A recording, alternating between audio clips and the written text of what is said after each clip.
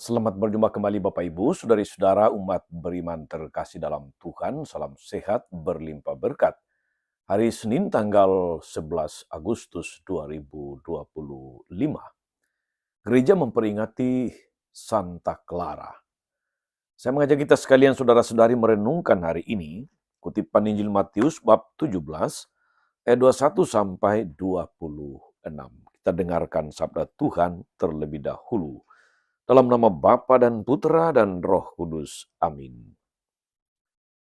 Sekali peristiwa, Yesus bersama murid-muridnya ada di Galilea. Dia berkata kepada mereka, "Anak manusia akan diserahkan ke dalam tangan manusia.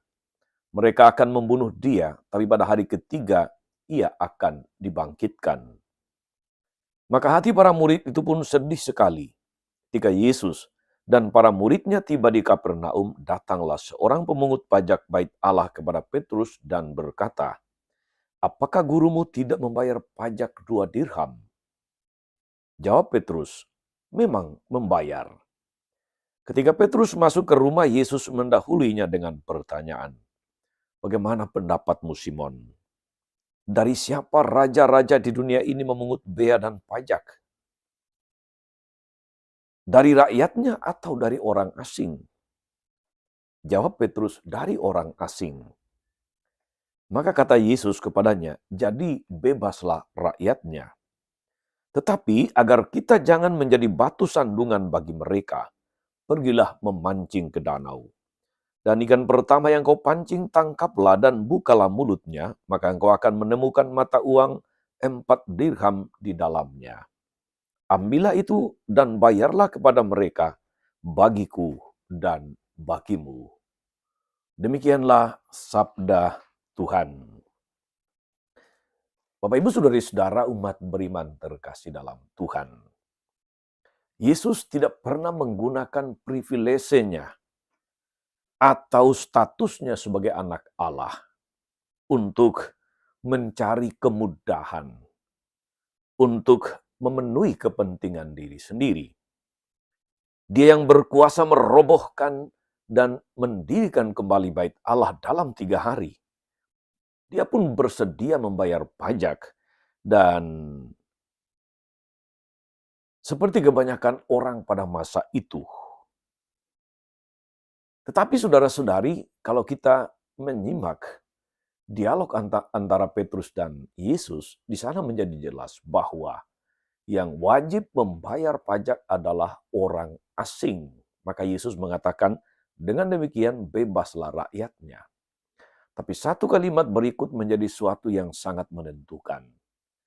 Tetapi, kata Yesus, agar kita jangan menjadi batu sandungan bagi mereka, pergilah memancing ke danau dan ikan pertama yang kau tangkap, bukalah mulutnya, di dalamnya ada mata uang 4 dirham. Dan pakailah untuk membayar bagiku dan bagimu. Apa yang dapat kita tarik sebagai pesan atau inspirasi di sana saudara-saudari? Yesus bersikap solider dan tidak ingin menjadi batu sandungan bagi orang lain. Sebenarnya Yesus tidak wajib, sekali lagi, dan juga tidak bersalah bila tidak membayar pajak. Namun, dia ingin memberi kita teladan baik. Solidaritas akan tumbuh jika orang tidak hanya memikirkan dirinya sendiri, tapi juga memperhatikan kebaikan umum. Saudara-saudari, umat beriman terkasih, kalau kita menyimak, membaca peristiwa-peristiwa yang terjadi di sekitar kita, khususnya Indonesia ini, di Indonesia maksud saya, betapa banyak orang yang menggunakan privilese untuk mendapatkan kemudahan, untuk mendapatkan akses lebih mudah, lebih dari orang lain kebanyakan, untuk mendapatkan prioritas pelayanan, atau untuk bebas dari kewajiban-kewajiban tertentu. Yesus justru menentang situasi seperti itu dengan memberikan kita teladan, supaya tidak menjadi batu sandungan. Orang yang tidak pernah hidup dalam kekurangan, saudari-saudara, dia akan sulit memahami apa artinya kemiskinan. Dalam bacaan pertama hari ini, orang Israel yang pernah miskin dan menderita sebagai orang asing di negeri lain, diminta oleh Allah untuk bersikap solider. Haruslah kamu menunjukkan kasihmu kepada orang asing, sebab kamu pun dahulu adalah orang asing di tanah Mesir. Allah mengingatkan sejarah orang-orang Israel bahwa mereka pun pernah menjadi orang asing di negeri orang lain. Sebagai pengungsi di Mesir, mereka juga pernah mengalami susahnya hidup, didiskriminasi, serta hidup miskin, hidup dalam kekurangan, hidup dalam penindasan. Berdasarkan pengalaman itulah Allah menghimbau mereka untuk tidak memandang bulu, membela hak anak yatim piatu, serta memberikan makanan dan pakaian kepada orang asing. Pertanyaan untuk kita renungkan, saudara-saudari umat beriman terkasih, sudahkah kita mengindahkan ajakan Tuhan untuk tidak menyalahgunakan privilege dan mau bersikap solider, setia kawan, bela rasa dengan orang lain. Tidak bersikap rasis, tidak gampang membuli, tidak mudah merendahkan orang lain, apalagi orang asing yang berbeda dari kita. Dan lebih-lebih tidak abai kepada orang-orang miskin dan berkekurangan.